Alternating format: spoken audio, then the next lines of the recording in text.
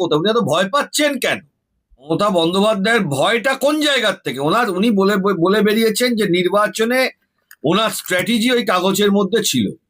এই ফাইলগুলোর মধ্যে যদি কিছু বেরিয়ে যায়, ওনার তো এখন মেন টার্গেট হচ্ছিল ভাইপোকে বাঁচানো। দেওয়া উচিত না। কত অ্যারোগেন্স একটা ছেলের! আপনি চিন্তা করুন, তিনি বলছেন 31 সালে দেখে নেবো। ক্ষমতা থাকে 2029 সালে ডায়মন্ড হারবার থেকে জিতে দেখান।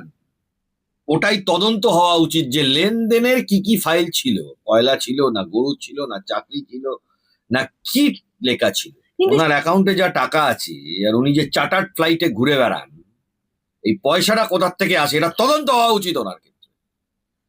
সব কি ওই আপনার নীল সাদা রং করে পয়সা হলো, আর ওই লিপস অ্যান্ড বাউন্সের কনসালটেন্সি করে পয়সা হলো? তিনি চাকরি বিক্রির কনসালটেন্সি ছিল কিনা সেটা তদন্ত হওয়া উচিত। ওনার দুর্নীতি তো সব জায়গাতে আছে। ওনার কিসের যোগ্যতা? উনি কে? ওনার দলের লোকেরা ওনাকে মানে না, বাংলার লোকেরা ওনাকে মানে না। পদলোভী, ক্ষমতালোভী একটা, যে উনি সিবিআই কে যত না ভয় পাচ্ছেন তার থেকে রাজ্য প্রশাসন, রাজ্য পুলিশকে বেশি ভয় পাচ্ছে, যার জন্য সিবিআই চাইছে। বড়বাজার, তারপরে এই ডালাউসি, এইসব এলাকাগুলোর যা অবস্থা, যে কোনো সময় যে কোনো সেকেন্ডে অগ্নিকাণ্ড হতে পারে। মমতা বন্দ্যোপাধ্যায় সেই ফাইল লোপাট করে নিয়ে চলে যাচ্ছে। সেই মামলায় দেখা যাচ্ছে রাজ্যে সরকার পাল্টেছে, এখন সিবিআই হস্তক্ষেপ করতেই পারে, সিবিআই তদন্তের নির্দেশ দেওয়া যেতেই পারে।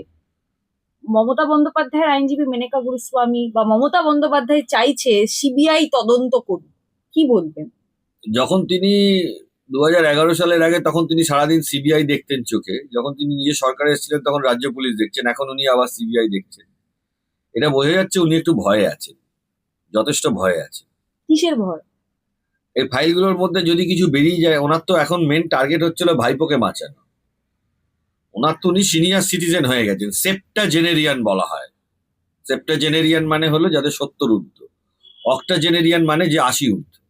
উনি একজন সেপ্টাজেনেরিয়ান, তাই জন্য পশ্চিমবাংলার রাজনৈতিক পরিপ্রেক্ষিতে উনি এখন অপ্রাসঙ্গিক একজন ব্যক্তি। কিন্তু সিবিআই তদন্ত চাইছেন তিনি, যে মমতা বন্দ্যোপাধ্যায় সারাক্ষণ বলতেন যে সিবিআই বিজেপি চাটুকারিতা করে ইত্যাদি নানান রকম মন্তব্য, সেই মমতা বন্দ্যোপাধ্যায় এখন সিবিআই চাইছে, তদন্তে সিবিআই চাই। রাজ্য প্রশাসনকে উনি বেশি ভয় পাচ্ছেন, এটা ঠিক যে উনি সিবিআই কে যত না ভয় পাচ্ছেন তার থেকে রাজ্য প্রশাসন, রাজ্য পুলিশকে বেশি ভয় পাচ্ছেন, যার জন্য সিবিআই চাইছে।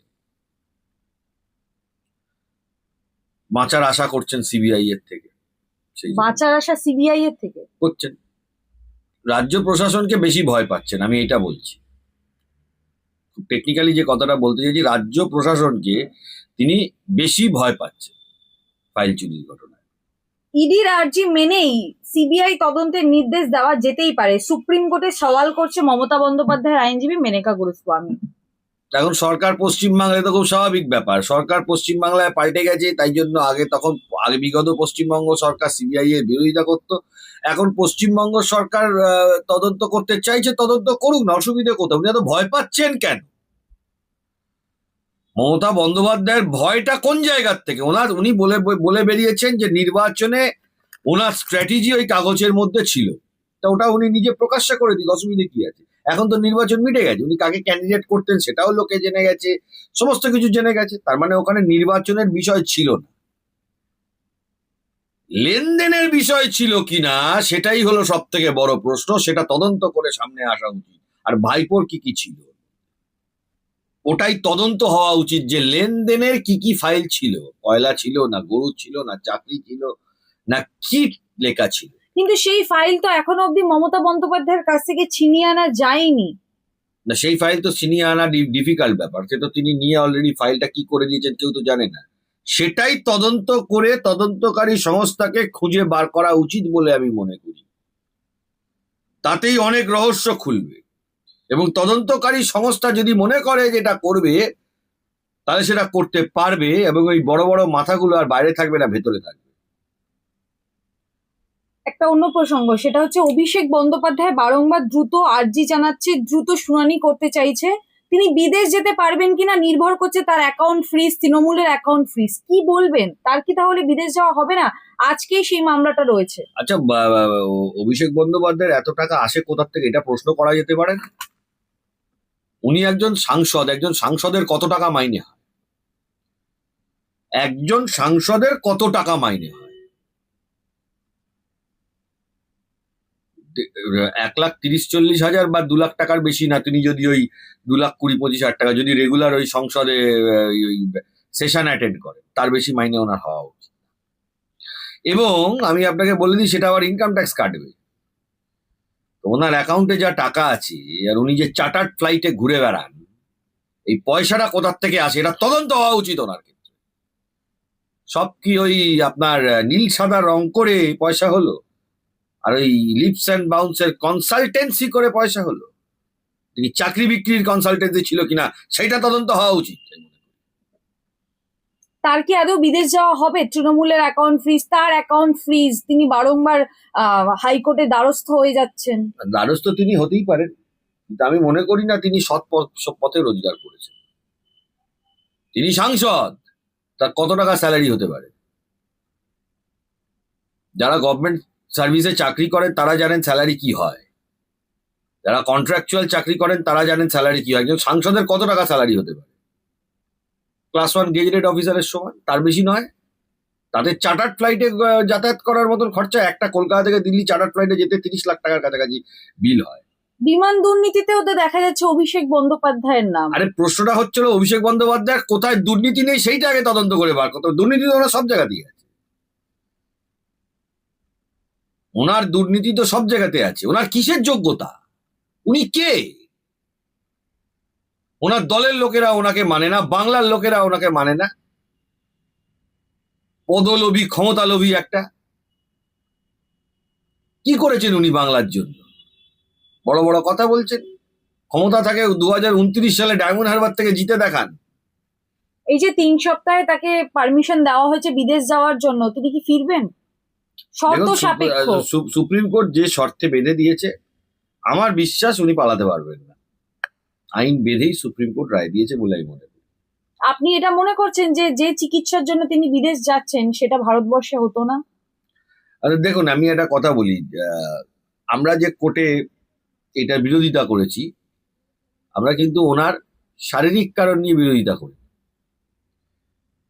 বিদেশে উনি ট্রিটমেন্ট করাতে যেতেই পারেন। আমাদের যেটা কন্টেনশন ছিল সেটা হচ্ছিল উনি চলে গেলে ফিরে আসবে কে, সেটা সুপ্রিম কোর্ট আমার মনে হয় অর্ডারের মধ্যে অনেকটা দেখেছে। ওনার কোয়ার অ্যাবাউট সমস্ত কিছু জানিয়ে যেতে হবে, এবং 3 সপ্তাহের জন্য যেতে পারবেন, সারা জীবনের জন্য। সুমিত রায় বারংবার হাইকোর্ট দ্বারস্থ হচ্ছে, রক্ষা কবচের জন্য তিনি অ্যাপিল করছেন। আজকেও তিনি হাইকোর্ট দ্বারস্থ, আজকেও তার একটা মামলা রয়েছে। তিনি বারংবার ভবানী ভবনেও হাজিরা দিয়েছেন।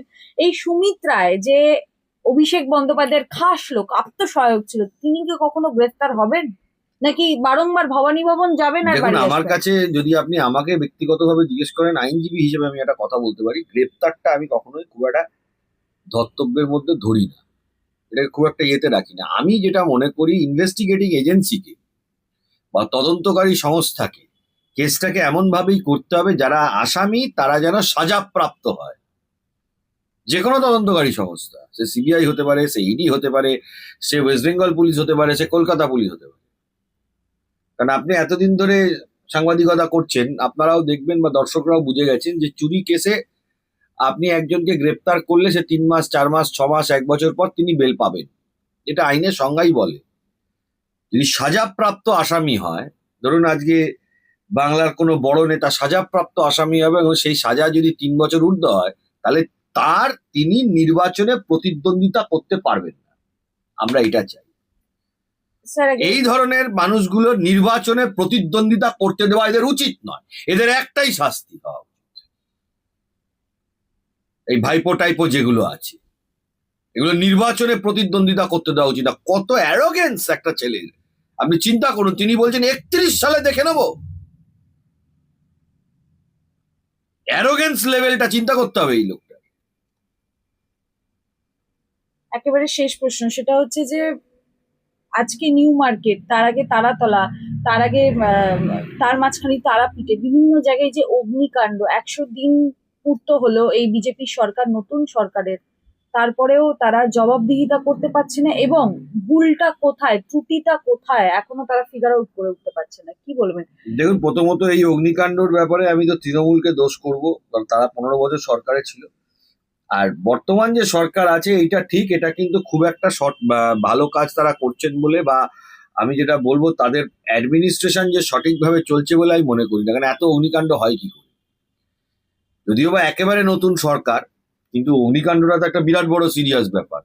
একটার পর একটা অগ্নিকাণ্ড ঘটনা হচ্ছে, তারা পশ্চিমবঙ্গে বুঝতে ঘটছে। পারছেন না। যদি কোনো প্রশাসনিক স্তরে কোনো ডিরেকশন বা কিছু বার করতে হয়, বার করে আমি তো নিজে বলছি, আমি তো এই বড়বাজার, তারপরে এই ডালাউসি, এইসব এলাকাগুলোর যা অবস্থা, যে কোনো সময় যে কোনো সেকেন্ডে অগ্নিকাণ্ড হতে পারে। সরকার প্রশাসনিক স্তরে এখানে ব্যবস্থা নেওয়া উচিত, না হলে সরকারের গাফিলতি বলতে হবে। যা অবস্থা, আপনি বড়বাজারের যেসব ইলেকট্রিক লাইনগুলো যাচ্ছে, বা এই আপনার ডালাউসি পাড়াতে যে ইলেকট্রিক লাইনগুলো যাচ্ছে, পার্ক স্ট্রিটে যে ইলেকট্রিক লাইনগুলো যাচ্ছে, বেশ কিছু জায়গা যে পুরোনো বিল্ডিং এর মধ্যে দিয়ে, একেবারেই খারাপ অবস্থা। আপনি গেলে, আপনি নিজেও এই ক্যামেরা নিয়ে গেলে বুঝতে পারবেন। এর তো একটা পরিকাঠামোগত পরিবর্তন দরকার। এই যদি সরকার না করে তাহলে কে করবে? সরকারের তো এটা দেখা উচিত। আর যদি না দেখতে পারে তাহলে সরকার অবশ্যই সেখানে প্রশাসনিক স্তরে গাফিলতি বলে আমি মনে করি।